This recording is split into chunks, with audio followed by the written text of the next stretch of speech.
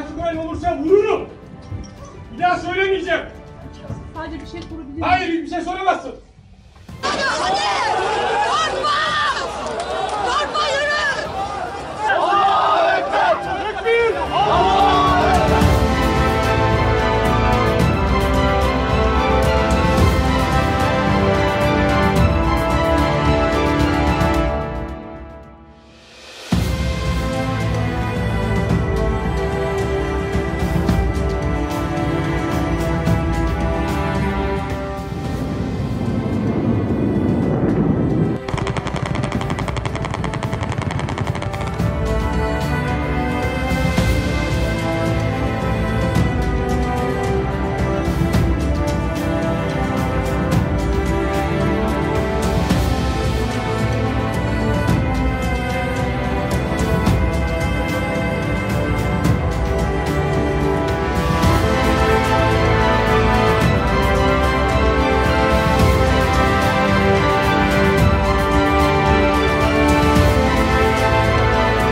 Yurtta sulh, cihanda sulh ilkesinden hareketle vatanın bölünmez bütünlüğünü, milletin ve devletin bekasını devam ettirmek, uluslararası ortamda barış, istikrar ve huzurun temini için daha güçlü bir ilişki ve işbirliğini tesis etmek maksadıyla yönetime el koymuştur. Milletimizi illerimizin meydanlarına davet ediyorum. Havalimanlarına davet ediyorum. Milletçe meydanlarda, havalimanında toplanalım ve bunların o azınlık grubu tanklarıyla, toplarıyla gelsinler. Ne yapacaklarsa halka orada yapsınlar. Halkın gücünün üstünde bir güç ben tanımadım bugüne kadar. Kesinlikle bunun bedelini yargı önünde çok ağır ödeyecekler. Tarih boyunca darbeciler başarılı olamamıştır. Yok olmuşlardır.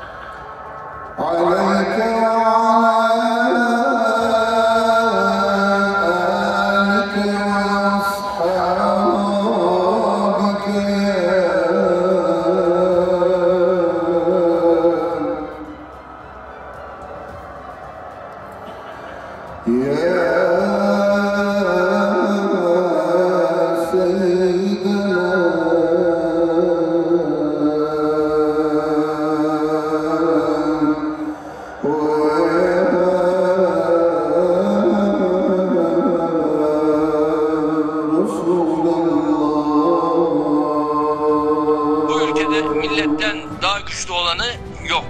Ve ben şu anda da tüm milletimizi meydanlara davet ediyorum. Havalimanlarına davet ediyorum. Bir ölümüne.